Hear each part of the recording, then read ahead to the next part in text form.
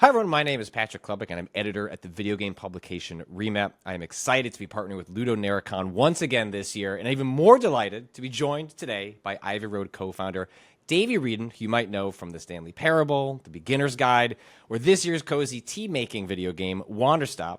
Today we're going to be chatting about Davey's career making video games, the role narrative plays in video games, and wherever the conversation just might take us. Davey, thank you so much for joining me today. It's a pleasure to have you.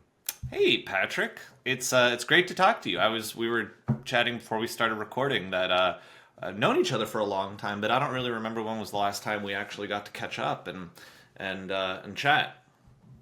It has been a minute. I think we both kind of got in each other's orbit around the time that I had moved to San Francisco. We're separated by about 4. You're 36, right? Yeah. So I'm 40. I moved out to San Francisco when I was 22, and so a couple years after that, I think by the time I met Giant Bomb, that's around the time that Stanley Parable goes from mod to full release, and I think that was like a real interesting era of San Francisco and GDC, and when games like Stanley Parable, Fez, like a lot of that stuff was kind of blowing up in that area, and I believe then we ran in each other's circles quite a bit when you would come into town. Well, and it was the kind of thing where I was this long time EGM and 1-up, like turbo dork for that stuff, right? Like that was my life for years, and so it was funny because right around there's like you said, there's like this period of time where not only is like the indie game scene starting to pop off, but then a lot of the people in the journalism world are also starting to shift around because, that's when a lot of those publications start shutting down or changing their models. And so it was funny because I emerged into this scene, but also like a lot of other journalists were finding their new footing as well. And so I got to meet people that like you, that it was like, oh, I know so-and-so from this and that, but it's like, no, we're all in this new thing together. Like literally the very first interview I ever did was with Kirk Hamilton when he, and it was his first ever interview for Kotaku. Right. That's incredible. So that was literally he and I saw him at GDC and we were like, oh man, because this is now over a decade ago. And so for both of us, it was this very like, wow, you were the first, person that I talked to. And so I guess just a lot of really serendipitous timing, I'd be wrong if I was not to ask if you are playing the it game of the moment that everyone else seems to be playing, the Blueprints. Of course I know before you even said it. It's funny. So I was traveling for when the game came out, and then yesterday was my first day off of travel, and I was like, "All right, time to sit down." And I managed to stay away from it completely. Yeah, nothing at all. And I was like, "All right, let's do. Everyone's talking about this the game to end all games. Let's do it." And I sat down, and yesterday was my full Blueprints day, and I stepped away from it. I was like, I can never play this game again.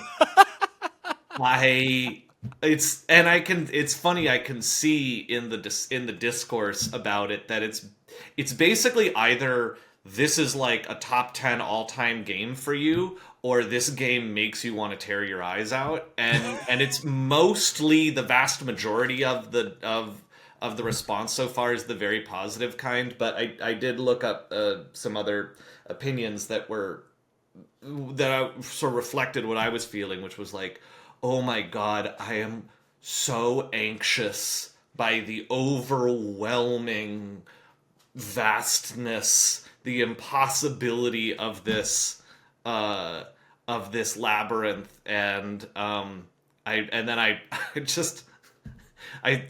switched out for like a Sokoban puzzle game, like a. And I was just like, oh, thank God, like boundaries, like a box, And it's absolutely no assessment of the quality of Blueprints, because I think it's an incredible game. I think it's mind blowing and truly phenomenal that they were able to do it. But it's the kind of thing that reflects something at me that's like, oh man, I really need boundaries. I really need like frameworks for when I tackle something like really complicated and weird, especially puzzles or whatever. It's crazy. I had a similar thing with Outer Wilds, where I Hmm. was like, this is an amazing game. I think this is incredible. I think it's so beautiful. I cannot play this game because I am so anxious and stressed by the vastness of it. So anyway, Has that? How much of that is Davey, the designer, looking at this and looking at it as a game developer? And how does this work? How did they pull this off? What was their thinking? Or how much does that just go back to the fundamentals of this is just how you respond to certain types of video games, and ultimately that response informs not just the games you make, but the games that you like to play? Is there, or is that a well, distinction it's without a difference? it's tough. You're right. This is what's tough is that, and especially, I'm sure everybody feels a strong emotional connection to the work that they make. I know that for me, it's like my work is my life. Like I make games that are about what I'm feeling in the moment, and again, everyone does that, but like but for me, it can be very literal. It can be like Stanley Parable was about the fact that for most of my childhood, I felt this unbelievable overwhelm of being crushed by the my relationship with my mind, and feeling lost and scared and confused and alone. And so when I go to actually make a thing, like what am I going to make it about? I'm going to make it about that sense of confusion and that sense of overwhelm. And I'm not sure I recommend this necessarily as a way of making stuff because it can be very it can introduce a lot of problems. It can make the line between your personal life and your professional life, it can make that line really blurry. So I'm not sure I'm not sure of whether or not it's a good thing, but the kind of effect it has is the kind of thing that you're talking about, where I'm like, when I'm playing when I'm any kind of art, I'm constantly thinking about like, oh, how does this relate to the work that I make and the emotions that I'm feeling, and what am I taking from this thing that I'm feeling now and putting it into my work.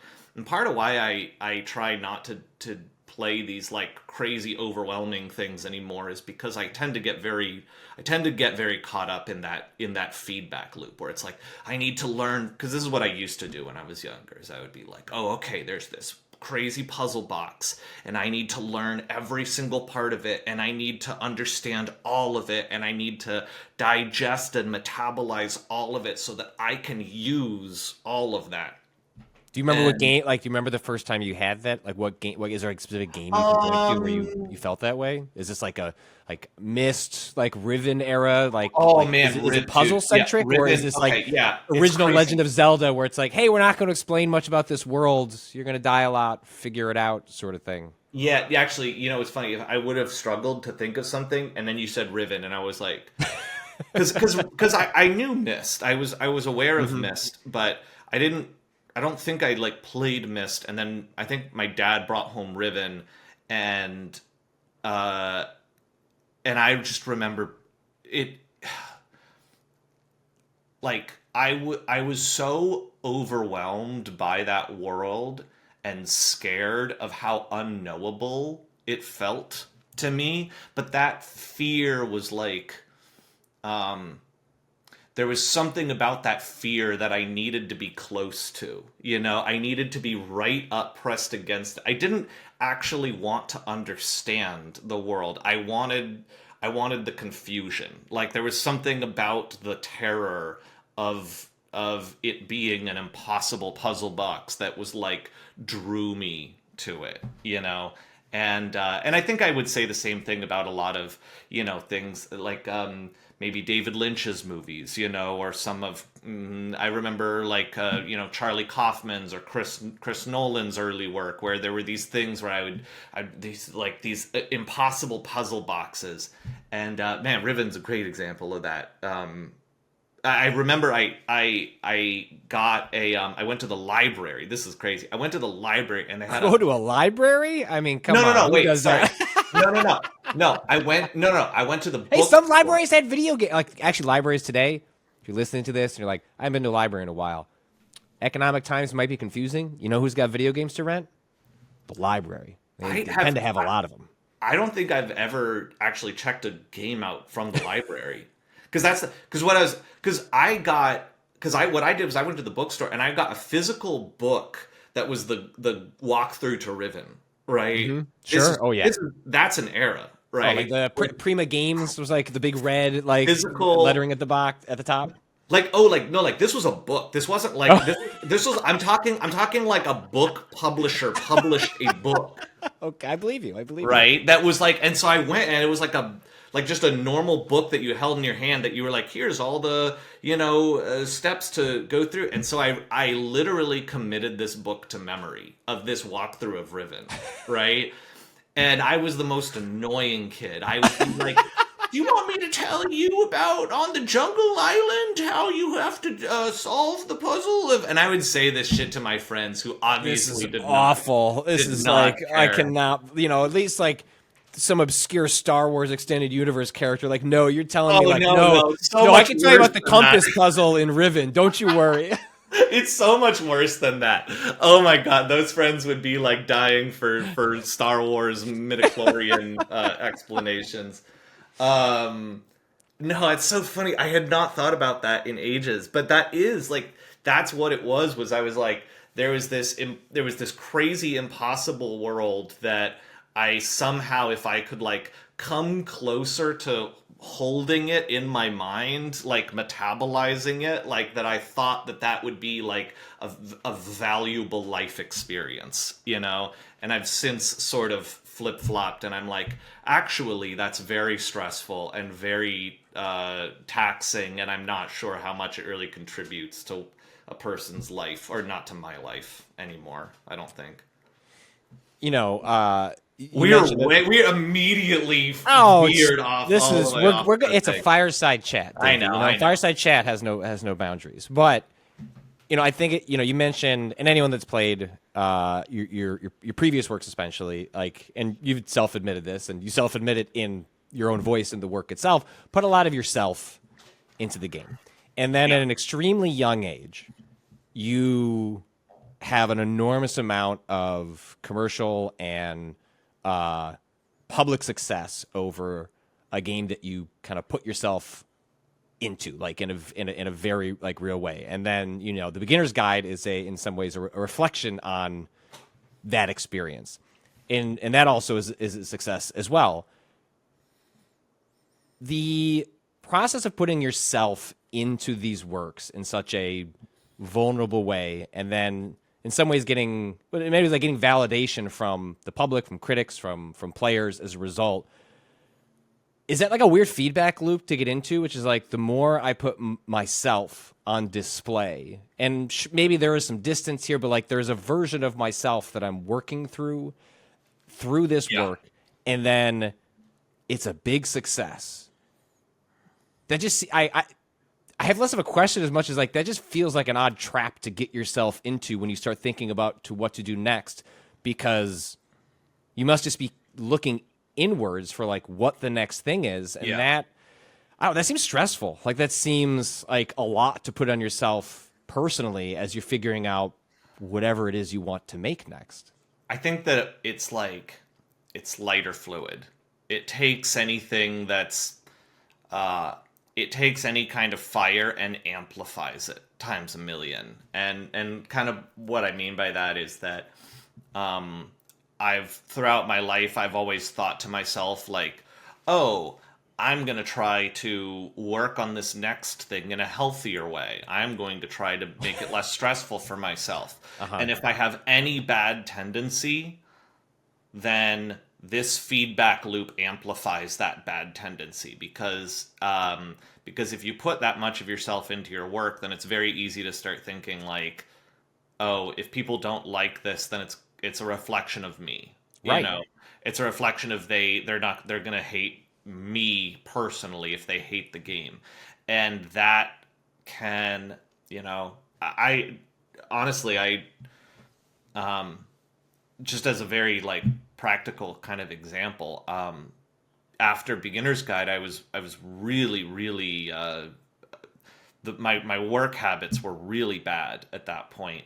And Can you just what are your work habits? Is this where work life ceases to exist as any sort of it's separation or boundary? Like, I don't have the thing where it's like I work 16-hour days, right? I have the thing where I work an 8-hour day, but I spend the rest of my 8 awake hours running through things in the back of my head. uh-huh. Like I go to lay down to sleep and close my eyes and I'm like, okay, so there's this one scene where like the effect that we're getting is like okay, but it's not as strong as it could be. How could I blah blah blah? And like it's just a non-stop kind of this, and it's the thing where you're living your life and you're going around and doing stuff and you're talking to people and you're reading a book and then you're like, oh man, that's a cool little thing. How could I use that in the game? And oh, this person said this to me and made me feel this. I should take that thing that it made me feel and work that into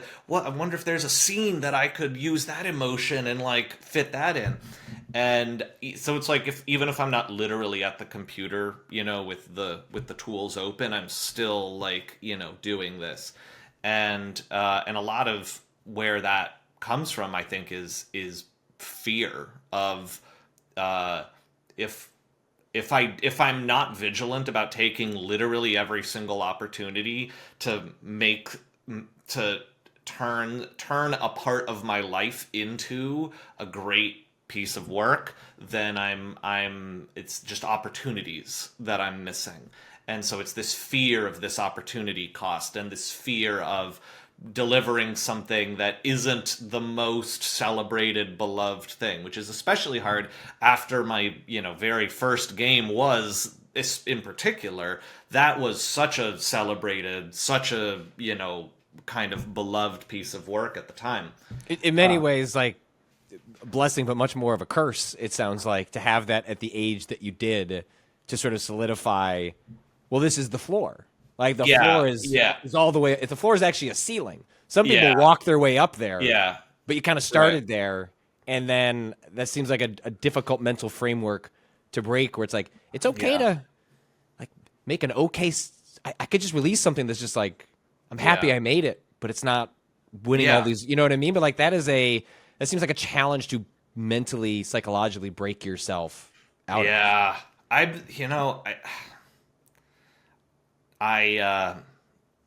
really wanted the act of working on Wanderstop to be like, I wanted it to cultivate that in me. I wanted it to be that, oh, this time, and it's partly it was the decision to make a cozy game was about, or I don't really know if Wanderstop's a cozy game, but like to use that sort of aesthetic and a lot of that form factor and that sort of verbiage was about, oh, will that make me feel more at peace with the process, right? And will that help me to work in a more calm and relaxed way if the subject matter is more sort of calm and cozy and comfortable?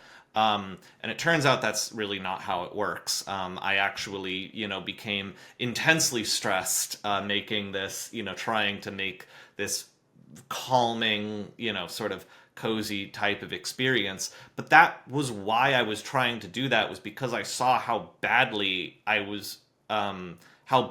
tended to, send myself around on this mental circuit, right? Of it can't fail, it can't fail, it can't fail. So, okay, I'm going to build a space now where it's okay to fail. And unfortunately, it didn't work that way. It's like, no, that's actually, it's actually not that I make a game about cozy subject matter in order to heal myself. Like, I have to do a lot of other work in my life. There's actually other things that I need to support myself mentally and physically in a bigger way, and I need to let go of using the work to somehow as like a substitute for actually healing in other parts of your life. So I have found it an intensely difficult loop to break out of.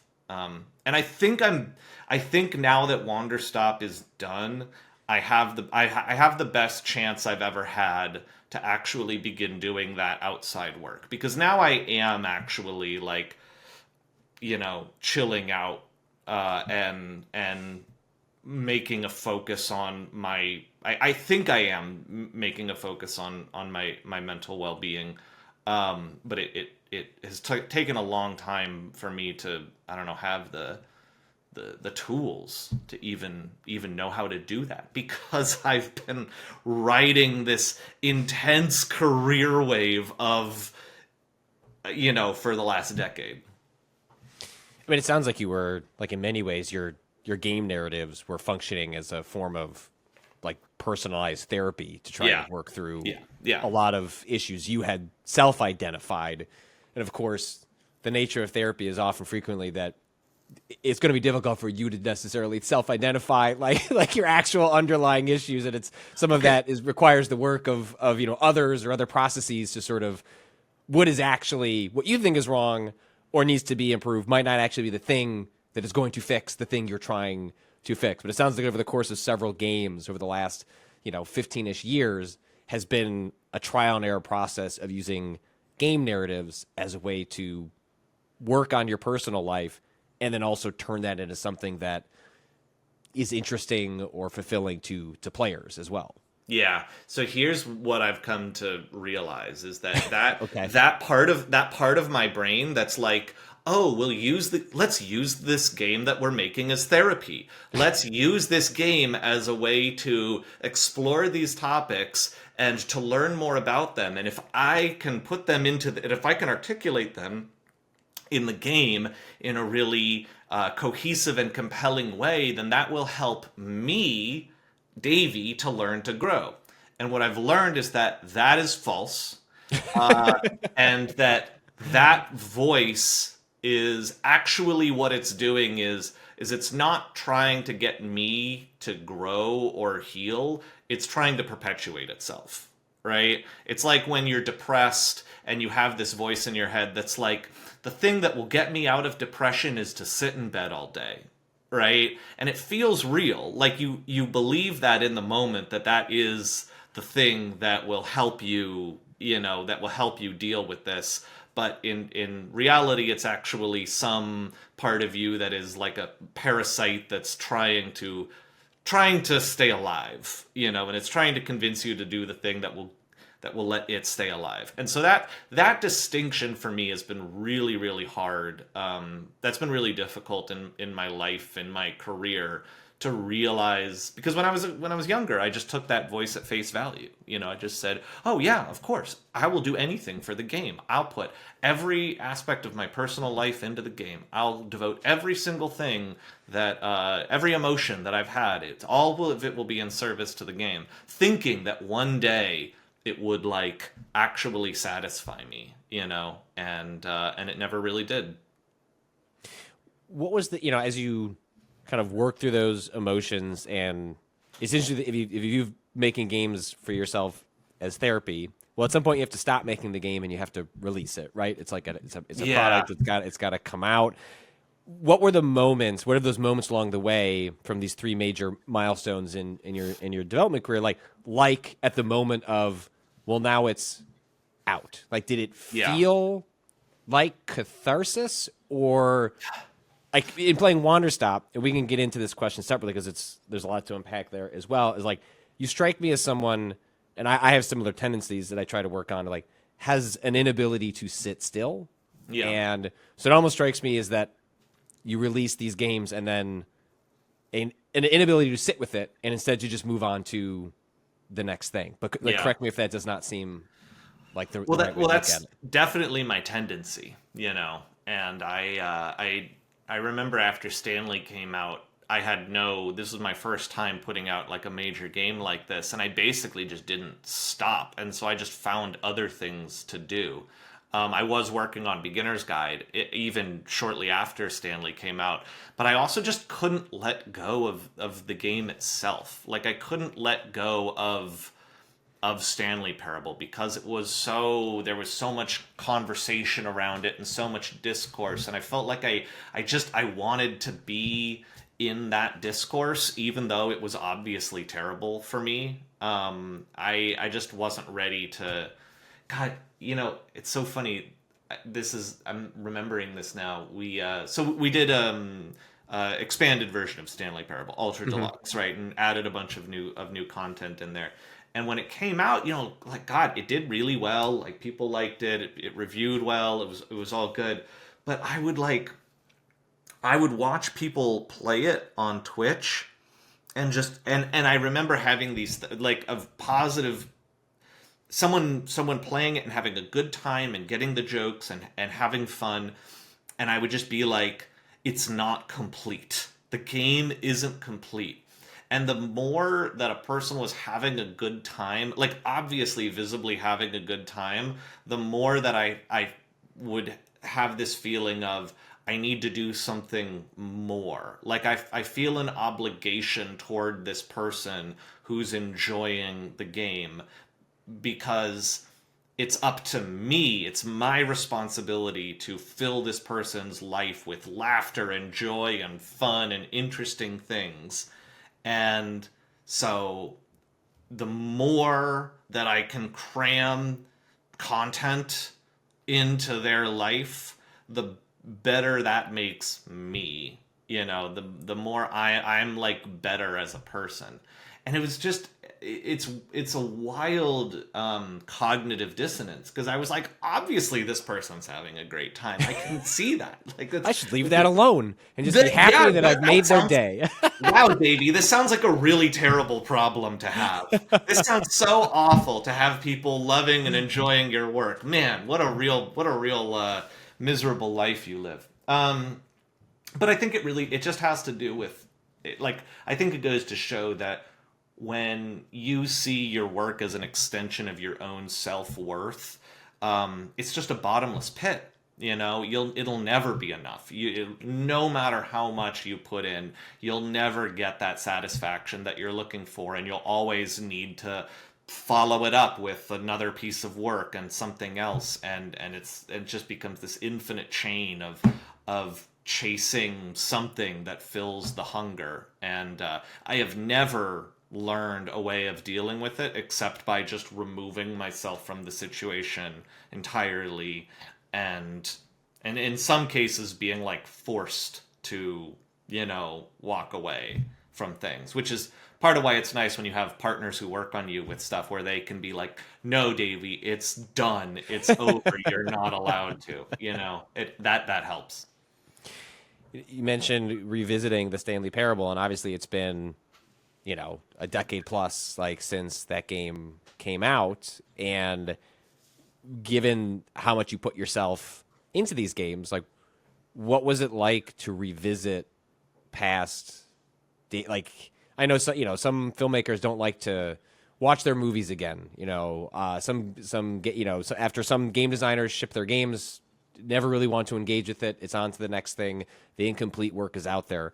I imagine maybe you have similar feelings, but then are all the more complex by seeing you in there, right? It's not like, this combat design, like this encounter didn't quite work. Like, it's by making your work personal. I feel like the revisitation must also be personal, and I wonder what it was like to go back to something that was from at this point such a literal different era of your life, and what that experience was like. It's funny. I don't. When Stanley came out, I really did walk away from it. I felt no desire. In some ways, to this day, I feel very little desire to. I'll tell you this: when we started writing Ultra Deluxe, I did not, and this is funny because it didn't even occur to me to sit down and replay Stanley Parable for reference.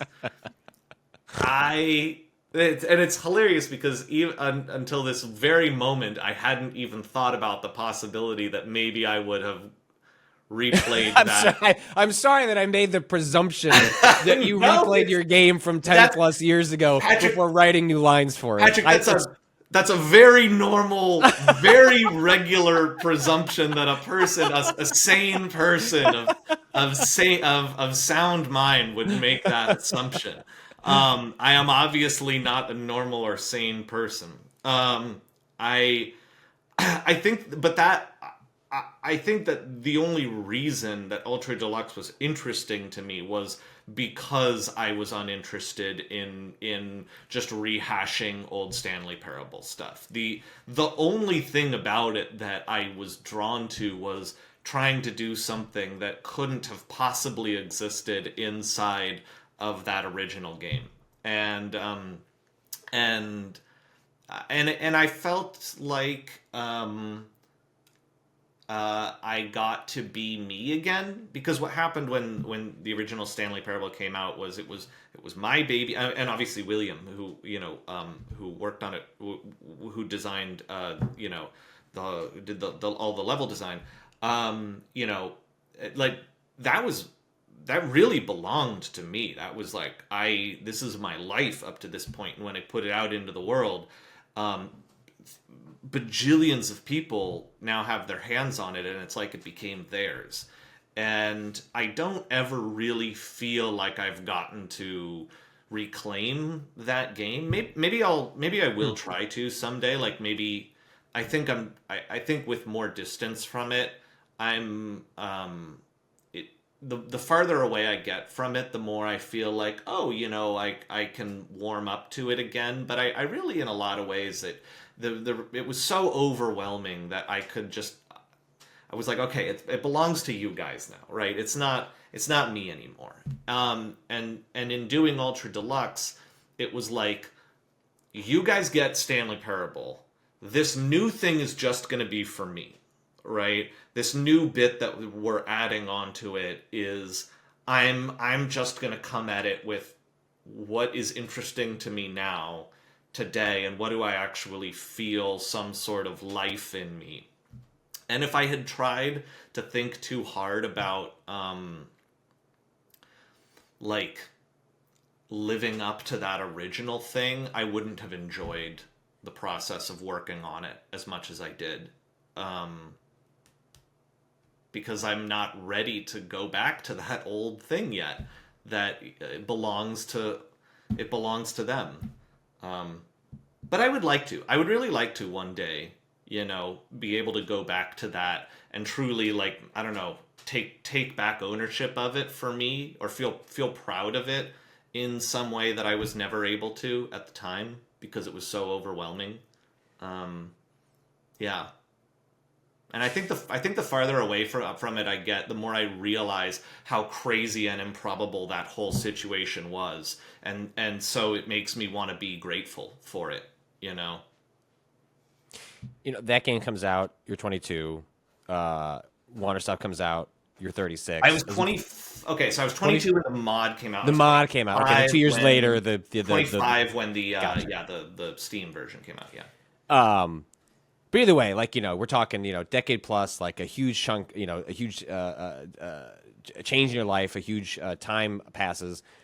When you look back at, in revisiting that work and then your newest work, like, what would you look to as some of the biggest differences between that game developer, that designer, that writer, and the game developer, the designer, the writer you are today? I wonder if you got any sense of that in going back to that work, even if you didn't replay it, but just like by straddling these two worlds, how would you articulate some of the differences between those two eras of your work as a game creator? It's an interesting question. You're pretty good at this, Patrick. You're pretty good at this job. Or is that hard to pin down? No, I know what it is.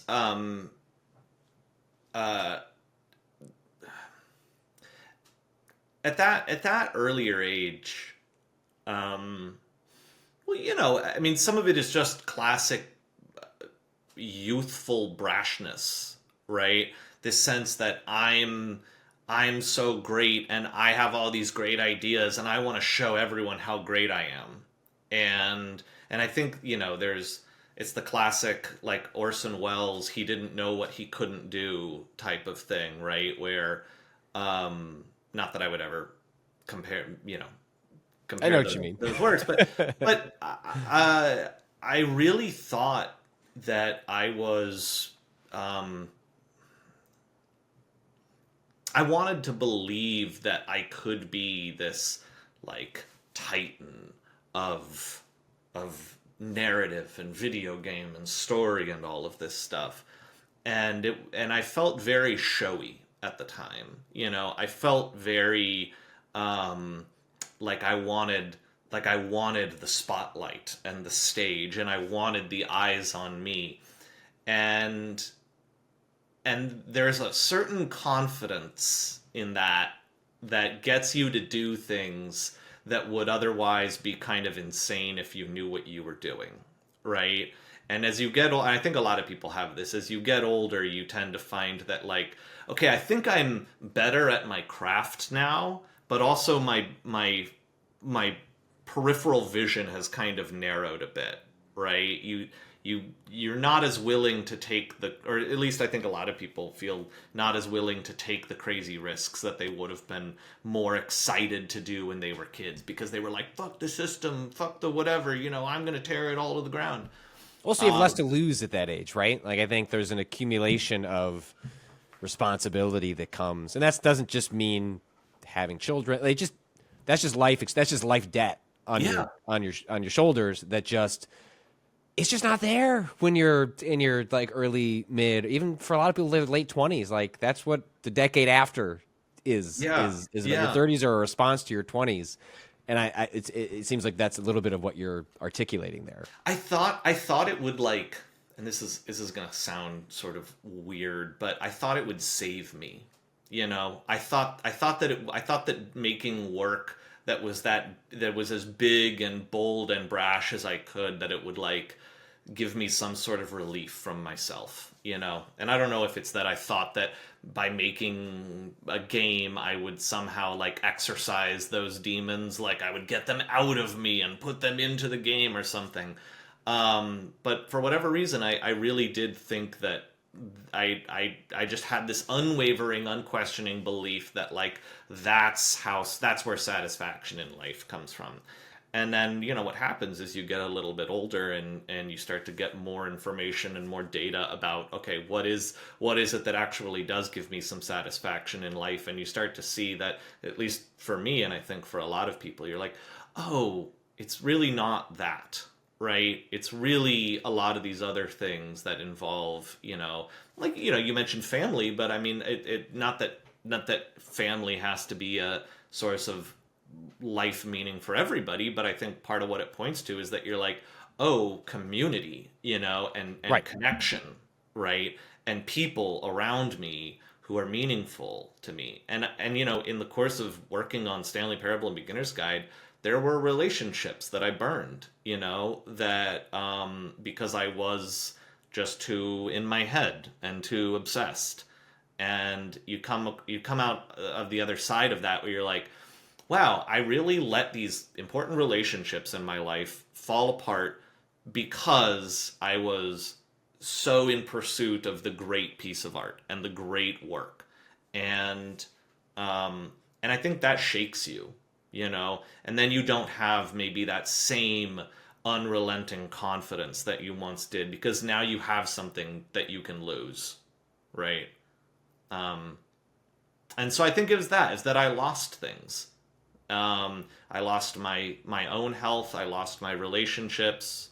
And then when that happens, at least for me, it was, I started to look to other things for a kind of satisfaction other than just what is the biggest, boldest thing I can make.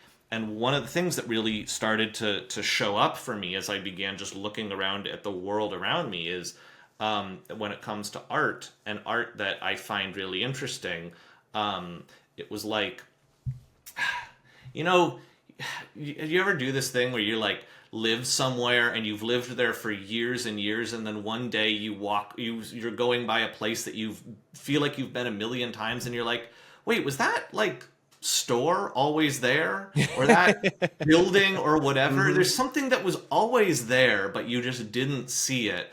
And it was like something in my mind as I was, dealing with all of this, feeling of life changing, was I started looking at art around me that was just about really mundane subject matter, and really seeing it, and for the first time, and realizing that there was this incredible beauty in simple storytelling that was just like about what it's like to be human, and that trusts that a simple and direct story about mundane subject matter can be some of the most moving and deeply fulfilling work, both to experience and to actually make.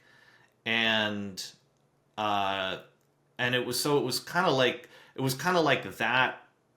that entered into my life right at this moment when I needed it, when I was realizing that there was like, whoa, there has to be more than just trying to go as big as possible.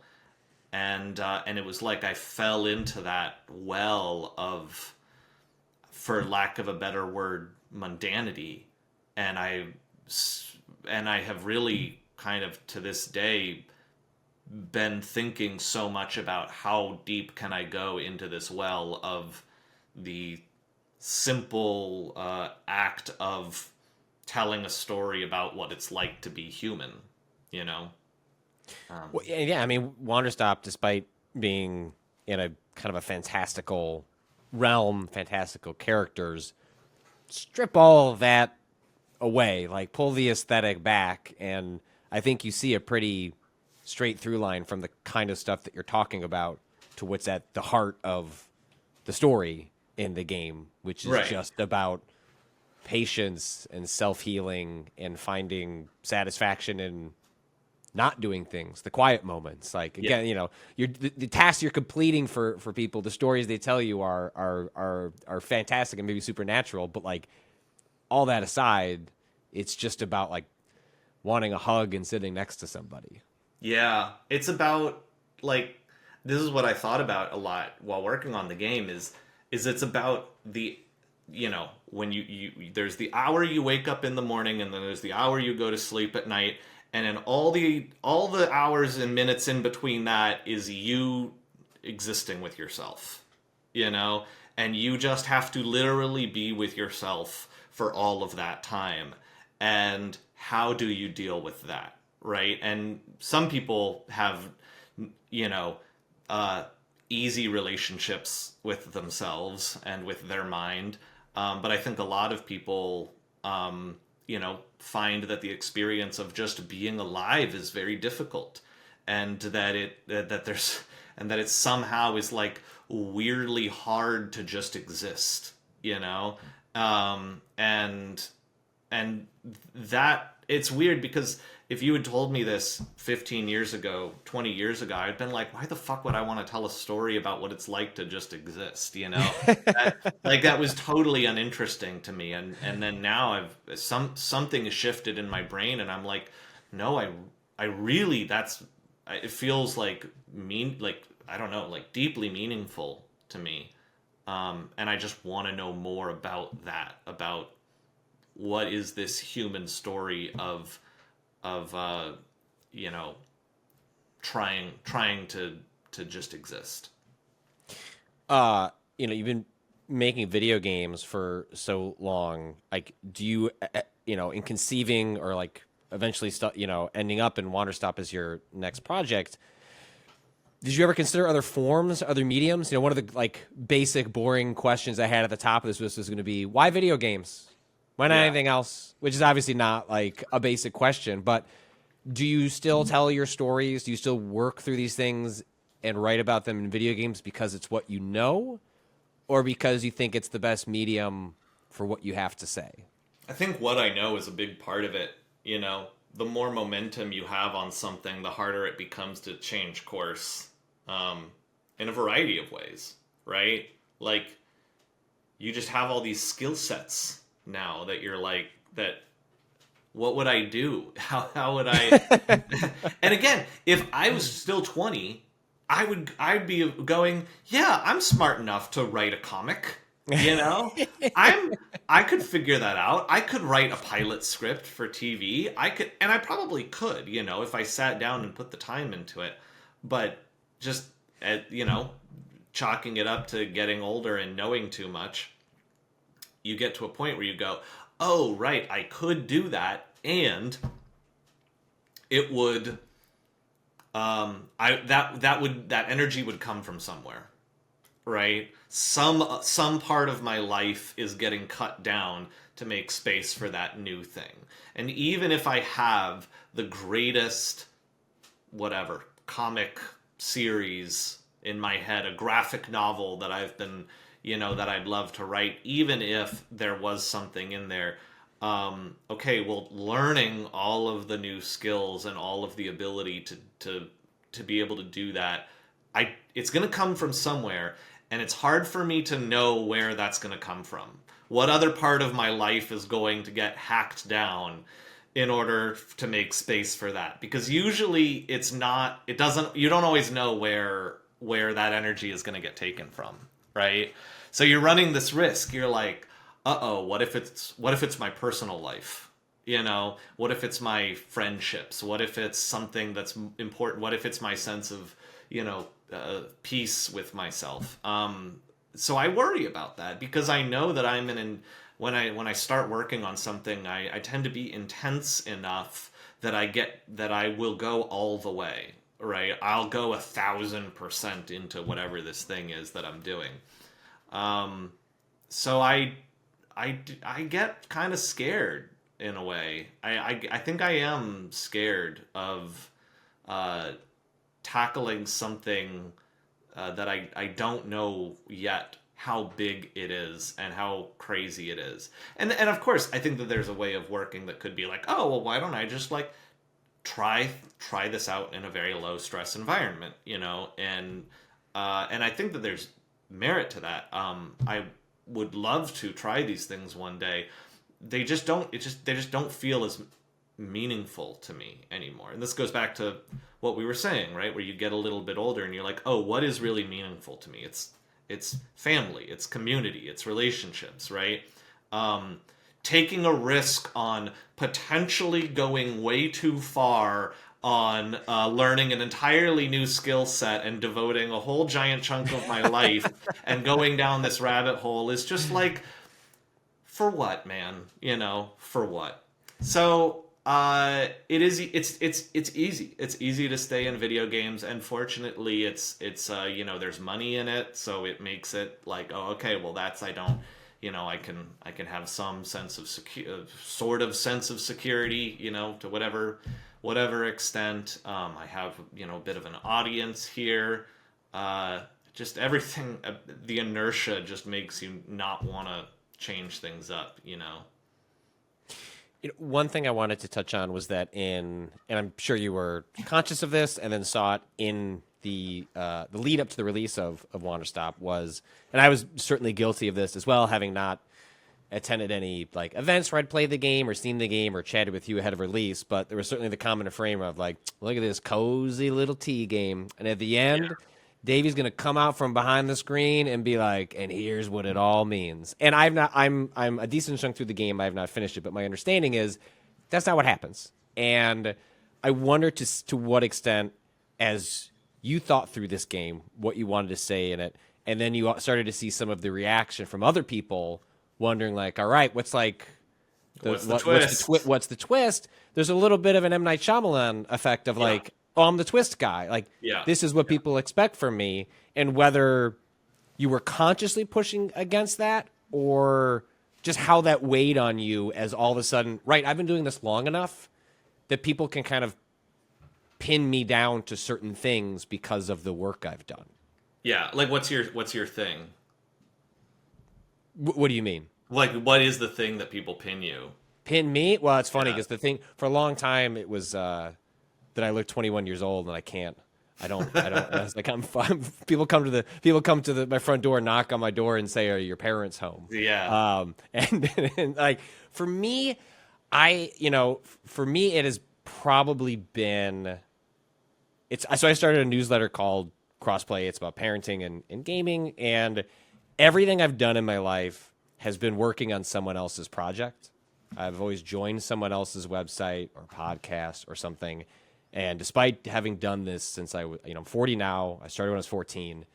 I never made anything myself. It doesn't mean I didn't have like meaningful contributions or I'm not proud of a lot of the work, but like when Waypoint fell apart, it was very important to me that I do something that is uniquely mine, that whether it succeeds or fails is on my own. Because I don't know how people perceived me, but I always perceived myself as like a really good sidekick. And that's a good gig. It's been very successful, but I always wanted to try something just a little bit more than that. And Crossplay was my attempt to sort of, this is just me. Like this is all me and what I want to do, and is not reliant on, these incredible personalities, Jeff Gerstmann, Ryan Davis, other people I've surrounded myself with over the years.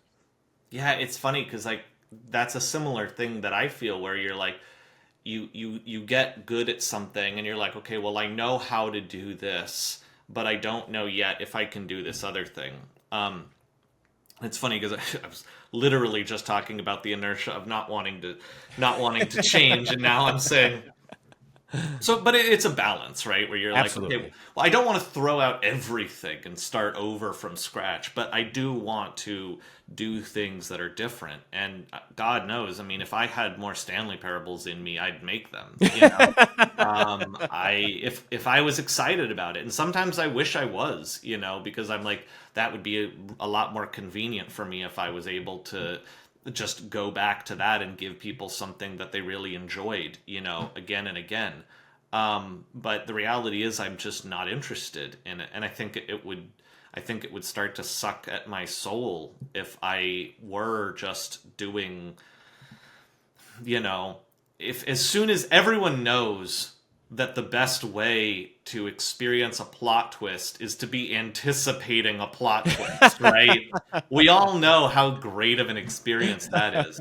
So it's like, obviously, it's not even good for the work if people think of me as that guy who always has a twist coming. And in some ways, Wanderstop was like, okay, well, I definitely need to make something that is just, not that there aren't, I think that Wanderstop does have things that but it's not like that. There's nothing fundamental about its twists, right? It is, at least on a basic surprises level, are different than twists, I think, in the way people think about them.